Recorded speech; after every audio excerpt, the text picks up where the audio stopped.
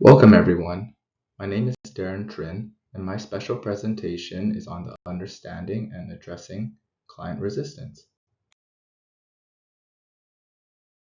What is resistance? Resistance refers to a client's conscious or unconscious defense mechanisms in the form of behaviors or attitudes that hinder progress or block therapeutic change. Recognizing and responding to resistance in therapy can be complex. Therapists must be attentive to subtle signs of avoidance or strain in the therapeutic relationship. When these signs appear, it's important to address them gently, whether they relate to what's being avoided or emerging tensions. Resistance, while challenging, can offer valuable insight and opportunities for growth. Maintaining strong therapeutic alliance should remain the priority. This may mean adjusting strategies or even setting aside planned agendas to focus on more immediate concerns. Resistance is fear, avoidance, a child part, coping, or adaptation to feel safe. So I would explore that with the client. Two truths can exist. Clients can resist change, but also want change at the same time. In this presentation, we'll go over the main forms of resistance, context around therapy and the ethical considerations, the cultural factors and implications, what to do when faced with resistance, techniques and skills we can implement for ourselves to be prepared for and react to resistance, and compare the therapeutic approaches to resistance. Main forms of resistance. There are three main forms of resistance: behavioral, cognitive, and emotional. Behavioral resistance involve actions that interfere with the therapeutic process. This may involve missing or arriving late to sessions, not completing homework assignments, changing the subject during difficult discussions, avoiding eye contact, or being physically withdrawn. Cognitive resistance may involve mental blocks or rigid thinking patterns, such as rationalizing or intellectualizing their emotions, denying the existence of a problem, arguing against interpretations or suggestions, and overanalyzing instead of feeling. Lastly, we have emotional resistance. Clients may resist by avoiding or suppressing emotions. This may mean numbing or detaching from their feelings, minimizing their emotional experiences, or fear of vulnerability or being overwhelmed. Now let's take a deeper look into behavioral resistance. Within session, this may look like arguing, interrupting, denying, or ignoring. Arguing is when a client contests the accuracy of what is being said by the therapist, questions their expertise or authority, and acts with hostility. To clarify, what arguing is not is clarifying a summary or correcting a point that is misspoken. Interrupting, this involves a client that repeatedly interrupts the therapist by talking over them or cutting them off. When it comes to interrupting, keep in mind who is interrupting who. Keeping the client-centered view, the client will often take more of a speaking role. This balance will look different in every relationship. However, if you feel like you cannot get a word out before the client interjects, consider, what is their purpose of interrupting? Are they conscious that they are interrupting? Nextly, denying. The client is unwilling to recognize the problem, accept responsibility, or advice. For example, this may look like blaming others for their problem, making excuses for their behavior, being unwilling to change. Phrases like, I don't know, nothing's wrong with me, this won't work for me, may indicate resistance.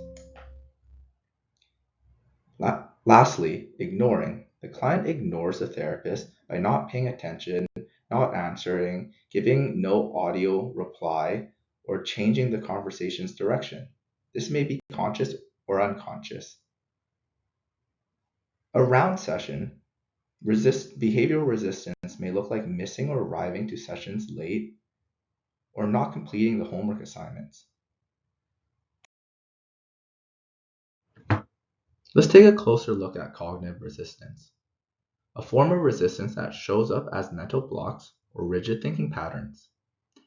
This type of resistance often reflects a client's struggle to engage emotionally or accept new perspectives. One common example of rationalizing or intellectualizing emotions.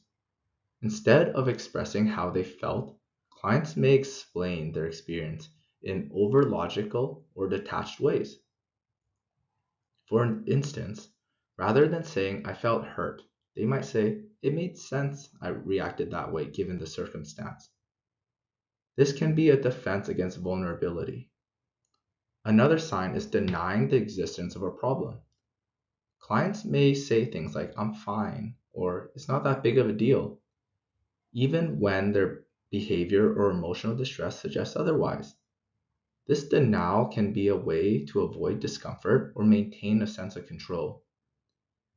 We also see arguing against interpretations or suggestions. A client might challenge the therapist's insights or resist proposed strategies, not necessarily out of defiance, but because their ideas may be threatening or be unfamiliar. Lastly, overanalyzing their feelings is a subtle but powerful form of resistance. Clients may get stuck in their heads, dissecting every detail, while avoiding the emotional core of the experience. This can slow progress and keep them from accessing deeper healing. Keep in mind, cognitive resistance isn't about being difficult, it's about protection, fear, and uncertainty. Now, let's explore some deeper forms of resistance that often show up in therapy: emotional resistance, transference, and fear based resistance. Starting with emotional resistance, clients may resist avoiding or suppressing emotions. This can look like numbing, detaching from feelings, or minimizing emotional experiences. For example, a client might say, it wasn't that bad, even when describing a traumatic event. When behaviors often stem from fear of vulnerability or being emotionally overwhelmed, it's a protective strategy, one that helps the client feel safe, even if it slows down therapeutic process. Next, we have transference, which occurs when a client projects past relationships or unresolved issues onto the therapist. This can manifest in distrust, idealization, or reacting to a therapist as if they were a parent, partner, or authority figure. For example, a client might become angry when the therapist for setting boundaries, not because the boundary itself, but because it reminds them of a controlling parent. Recognizing transference allows therapists to work through their relational patterns in a healing way. Finally, fear based resistance is rooted in anxiety about change or the unknown. Clients may fear losing control, confronting painful memories, or being judged or misunderstood. These fears can lead to avoidance, defensiveness, or even withdrawal from therapy. It is important for therapists to respond with empathy and patience, helping clients feel safe enough to face what they're afraid of. Together, these forms of resistance reminds us that what looks like opposition is often a signal of pain, protection, or unmet needs. When therapists respond with curiosity, compassion, resistance often becomes an opportunity for deeper connection and healing. Context around therapy and ethical considerations. When we talk about resistance in therapy, it's essential to understand the context in which it arises. Resistance isn't always a sign of defiance. It can be a reflection of the client's circumstance, expectations, or past experiences. For example, some clients may be forced into therapy by a court, school, or family members. In these cases, resistance may stem from a lack of control or choice. Others may enter therapy with mismatched expectations, hoping for quick solutions or different therapeutic style. When therapy doesn't align with what they anticipated, resistance can emerge as confusion, frustration, or withdrawal. This brings us to our ethical responsibilities as therapists. First, we must respect autonomy. Clients have the right to question, disagree with, or even resist therapeutic methods. Our role is not to override their agency, but to collaborate and adapt. Second, we must avoid pathologizing the resistance. Resistance should not be automatically labeled as dysfunctional. Instead, it's a meaningful signal telling us something about the client's needs, fears, and values. Third, informed consent is crucial. Clients should understand the goals, methods, and potential challenges of therapy. When they're informed, they're more likely to engage authentically. And finally, we must practice cultural humility. This means being aware of our own biases and avoid impositions of our values. Resistance may be shaped by cultural norms, historical trauma, and systematic mistrust.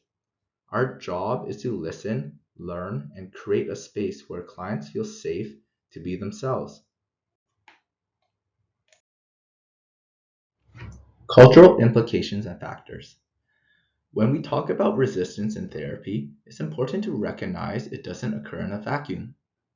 Client norms, values, and lived experiences play a significant role in how a client engages or resists therapeutic work.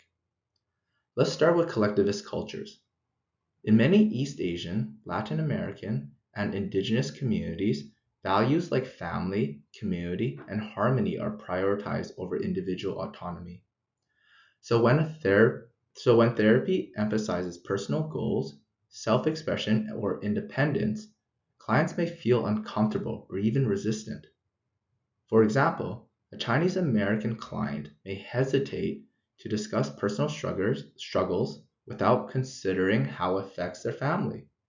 Similarly, an indigenous client may prefer healing practices that involve spiritual or communal events and may resist Western models that isolate the individual. Next, we must consider mental health stigmas. In cultures such as Middle East, South Asians, or African communities, mental illness may be viewed as a source of shame or weakness. This leads to reluctance, secrecy, or avoidance. A South Asian client, for instance, may avoid discussing depression out of fear of being labeled or judged. Or a Somali refugee might resist therapy altogether, viewing mental health issues as a spiritual concern better addressed through religious or traditional healing. And finally, we must acknowledge the impact of historical trauma and systemic mistrust. Clients from marginalized groups, including Black, Indigenous, and LGBTQ, and refugee populations, may approach therapy with guardedness due to past experience or discrimination or cultural invalidation. A Black client, for example, may hesitate to open up to a white therapist because of prior racial bias in the healthcare or education. This isn't resistance for the sake of resistance. It's a protective response rooted in lived experience. What to do when faced with resistance? When resistance shows up in therapy, it's not a sign that something's going wrong. It's a signal that something important is happening. Let's explore some strategies that can help the therapist respond effectively and compassionately. First, we have to pause and reevaluate. When resistance arises, it's often helpful to slow down. Rather than pushing forward, we can take a moment to respect the client's pace, reflect on our approach, and consider whether the timing or method needs adjusting. Sometimes the best move is to revisit the topic later when the relationship is stronger and the client is ready. Next, we can ride that wave. Instead of interrupting or redirecting, we allow the client to keep speaking, even if they're resisting. This can lead to richer material, unexpected insights, or deeper emotional themes. Resistance often carries meaning, and by staying present, we create space for that meaning to emerge. Then we can turn resistance into insights. Resistance isn't just a barrier, it's often a clue. By exploring how a client resists, we can connect those patterns to their presenting problem. For example, a client who avoids vulnerability in therapy may also struggle with intimacy in relationships. These connections can deepen self awareness and open new pathways for healing. Finally, we can use the side door. Sometimes direct confrontation isn't the best approach. Instead of using direct methods, we can use indirect methods like metaphor, storytelling, or curiosity to gently explore resistance. Also, instead of answering the therapist's question directly, asking why they find it difficult to answer or why they don't know the answer might be insightful or may lead them to answering the question the right way.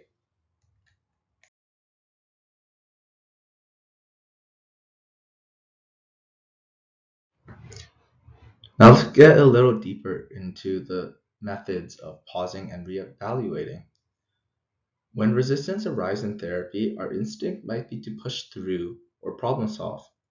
But often the most effective response is just pause and reevaluate. This means respecting the client's pace, checking in with ourselves, and considering whether the timing is right to dig deeper. Being attuned to the client's emotional state is key. Sometimes the resistance is telling us that the client isn't ready, not because they're unwilling, but because they're overwhelmed, uncertain, or protecting something vulnerable. In these moments, knowing when to hit the brakes is just as important as knowing when to move forward. When we also need to prioritize the client's safety. Ask yourself, is this resistance a form of control? Is it about something in the therapeutic relationship? Could it be a reaction to something I said or did? These questions help us shift our frustration to curiosity. Sometimes resistance reveals an unmet need. A client may not be ready to open up, but they might need reassurance, clarity, or a sense of control. Other times, they may realize their discomfort is rooted in something unrelated, like fear from a past experience, and once that's named, they feel safer to proceed. If trust is the issue, it is important to name it explicitly. For example, saying, I want to take the time we need for you to develop a sense of trust on your own terms. How can I support that process? Can be incredibly grounding and validating for the client. Sometimes, disrupting predictable patterns, like reducing excessive questionings or allowing silence, can shift the dynamic. And most importantly, we must avoid pushing the client before they're ready. Change happens best when it's invited, not forced.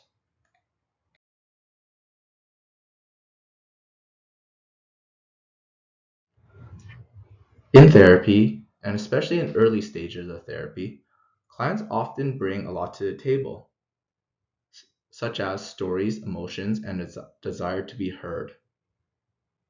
During this time, it's important to allow space for the clients to speak freely, even if their responses seem tangential or unfocused. Often, what may initially appear as resistance, like rambling, avoiding direct answers, or shifting topics, can actually lead to richer material and meaningful themes if we give them time to unfold. That said, if a conversation becomes unproductive or disconnected, it's okay to guide them back. It's a simple reminder of the original question or prompt can help. Often clients simply lost track to what they're responding to, especially when their emotions are high or the topic is complex or if they have some sort of disposition like ADHD.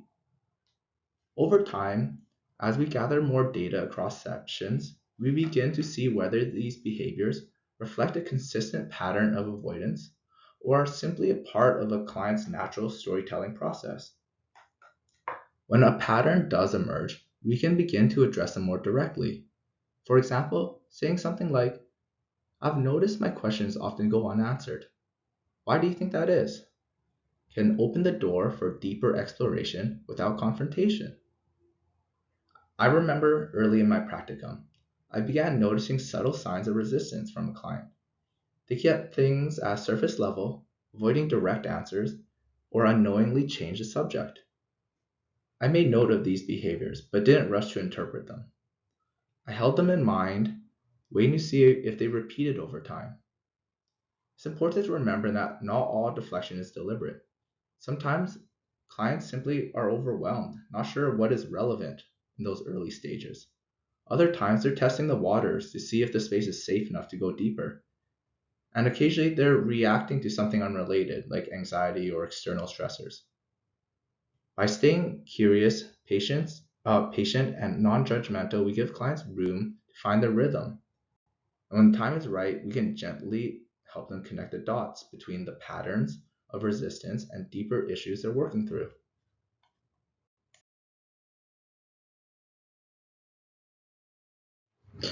In therapy, resistance can actually be a window into the client's presenting problems. Often clients aren't aware that the way they resist in session mirrors the very patterns they're struggling with in their own lives. For example, imagine a client who says their partner doesn't engage in conversation. Then in session, we notice the client frequently ignores prompts or avoids structure. This might reflect how they unintentionally make it difficult for dialogue to happen at home. Or if a client interrupts frequently, perhaps their partner disengages because they felt unheard.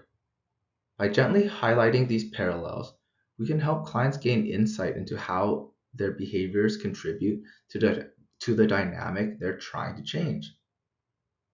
Sometimes, though, clients resist more subtly through denial, deflection, and defaulting to "I don't know."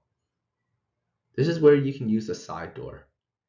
Instead of asking questions again, we might ask, "Why do you think it's hard to answer that?" Or, "What makes you unsure?" These indirect questions often lead to a more honest, reflective response, and sometimes even answer the original question. It's also important to recognize that not all tangents are avoidance. Clients with ADHD, for instance, may get lost in their own thought and unintentionally veer off topic. Others, like those with narcissistic traits, may consciously redirect conversations to maintain a certain self image. In both cases, the behavior tells us something valuable about how the client processes and protects themselves. According to Clay, several strategies can help us stay grounded and manage the therapeutic process, even when it feels strained or disruptive. First, you want to calm yourself. When a client becomes defensive, angry, or disengaged, our own emotional and physical responses can be triggered: confusion, dread, a racing heart. Rather than reacting impulsively, we need to pause and check in with ourselves. Fighting back only escalates the situation. Daily mindfulness practices can help us stay connected to our own values and become more aware of our internal state, so we can respond with intention rather than reactivity. Next, we focus on expressing empathy. This can be difficult when a client is upset or resistant, but vital. Validating their experience by saying sincerely, "I'm sorry if something I said was unhelpful or upsetting to you," can de escalate the tension and rebuild trust. A key is to sound genuine and authentic. At the same time, we must set clear boundaries. Swearing, threats, no show, refusal to pay for services is not acceptable. Acknowledging emotions and reinforcing structure can coexist. Then we can move on to reframing resistance. Like mentioned earlier, if we become irritated or defensive in response to a client's resistance, we risk creating a power struggle, two people pushing up against each other. Instead, we can invite the client to explore what's happening. For example, it seems like something about this topic is hard to talk about. Can we explore that together? This shifts the dynamic from confrontation to collaboration. Cultivating patience. As therapists, we often hold space for deep pain, confusion, and fear. It helps remember that a part of our role is to bear the burden with compassion. When resistance arises, it's easy to feel frustrated or stuck. But keeping with the bigger picture in mind, we can help stay present and patient both in the moment and throughout the therapeutic journey. Next, it's important to seek support from peers. Every therapist encounters challenging clients.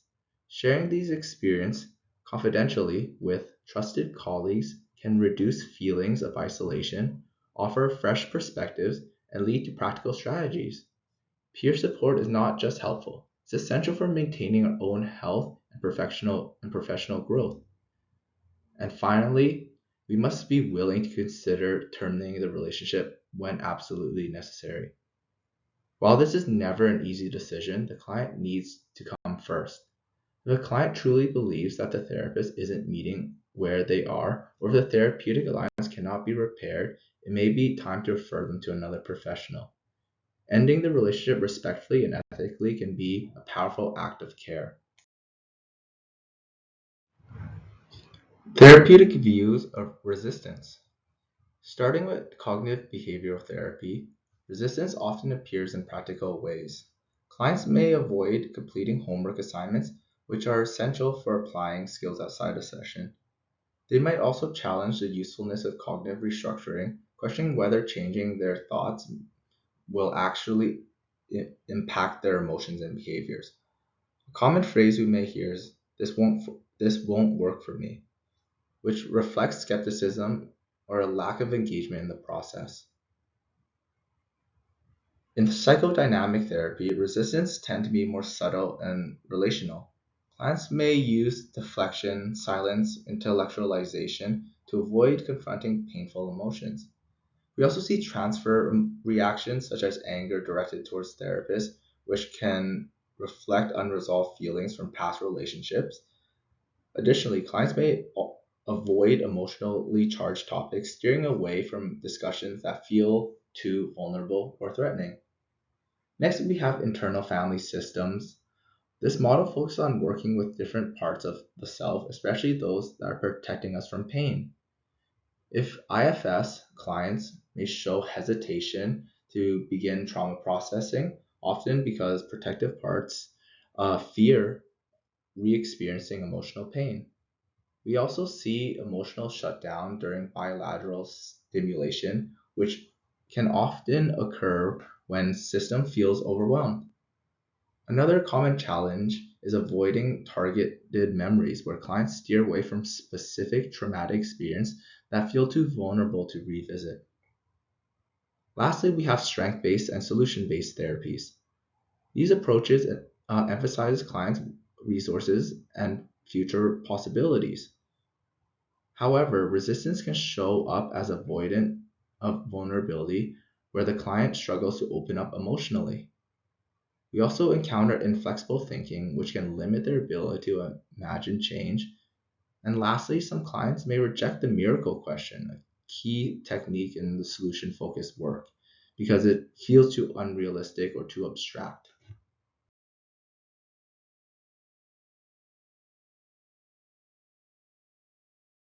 In this and the next slide, we'll discuss some of the school's techniques of how to approach resistance. So in CBT, Socratic questioning can be used. So instead of confronting resistance, the therapist might ask open-ended questions to help the client explore their own thoughts. We could also use behavioral experiments. The therapist works with the client to test beliefs and behaviors, reducing defensiveness, and resistance is reframed as a hypothesis to test. For example, let's try this for a week and see what happens. An example of CBT in work is asking a client that resists journaling. The therapist might say, what do you imagine would happen if you did write things down? What's the downside? On the other hand, psychodynamic therapy, they might use interpretation of the resistance. Like discussed earlier, resistance is seen as a meaningful defense and often rooted in unconscious conflict. The therapist helps the client understand these origins. We could also use transference. The therapist explores how the client reacts, and then reflects on past relationships. Example of this is a client intellectualizes their emotions. Therapist might respond, I wonder if staying in your thought helps you protect you from something painful underneath. Internal family systems may use identifying and validating the parts. Parts that protect against pain includes the managers, who prevents triggers through control and avoidance, firefighters, who react to distress and impulsive behaviors, and exiles that are vulnerable parts holding deep wounds. We might want to befriend the resisting parts. Instead of pushing through the resistance, the therapist helps the client get curious about the part that's resisting. They might ask, can we ask that part that doesn't want to talk today what is afraid might happen? We may then try to unblend these parts. Clients often speak as the resistant parts. This is stupid. The therapist might help the client separate or unblend these parts to observe with compassion. Next, we listen to the part's fears and builds trust. Fear of overwhelm, shame, and loss of control. The therapist helps the client to listen to those parts' concerns without judgment. We then can move on to negotiating permissions, such as before working with the vulnerable exiles, therapist helps the client gain permission from the protective parts. The therapist might say, would this part be willing to step back just a little so we can check in with the part it's protecting?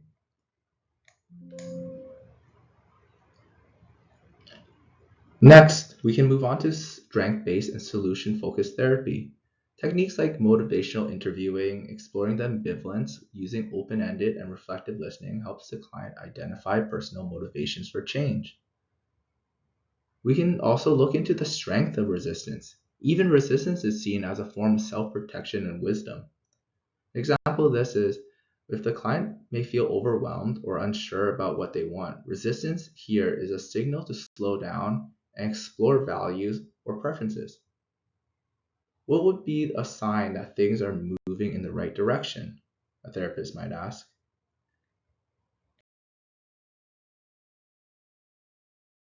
Lastly, I want to leave off with some questions to help you reflect on resistance. What assumptions do we make about resistance, and how might those assumptions shape our therapeutic approach? How can resistance be reframed as a form of wisdom or self protection rather than defiance or avoidance? In what ways might a therapist's own discomfort with resistance influence the therapeutic relationship or process? And that brings us to the end of our presentation. I just want to summarize some of the key takeaways. Resistance is natural and often reflects a client's protective strategies, fears, or unmet needs.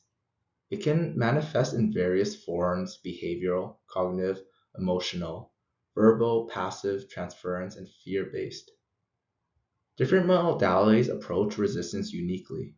CBT challenges and reframe thoughts and behaviors. Psychodynamic therapy explores unconscious defense and relational patterns. IFS views resistance as protective parts needing compassion and trust. And solution based therapies reframe resistance as feedback and focus on strengths, exceptions, and client's readiness. The implication for our practice is that the therapist should approach resistance with curiosity, empathy, and flexibility. Resistance offers a valuable insight into the client's internal world and therapeutic needs. Building trust, honoring autonomy, and adjusting interventions is essential moving forward. And that brings us to the end.